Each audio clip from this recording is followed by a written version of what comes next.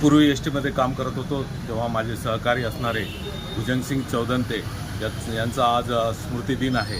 त्यानिमित्त त्यांच्या परिवारातील त्यांचा विजय व त्यांच्या सुनबाई यांनी सर्वांनी स्मृतिदिन साजरा करण्याचा एक नवीन उपक्रम चालू केलेला आहे। त्यांनी लोकांना ज्यांना आवश्यकता आहे अशा लोकांना जेवून देणे हा त्यांचा मागचा त्या उद्देश आहे। आपण स्मृतिदिन किंवा एखाद्या कार्यक्रमाला अशा लोकांना बोलवतो की त्यांना जेवणाची आवश्यकता नसते, पण इथं जे खरोखर ज्यांना जेवणाची आवश्यकता आहे त्यांच्यासाठी त्यांनी जेवण दिलेलं आहे, अन्नदान केलेलं आहे।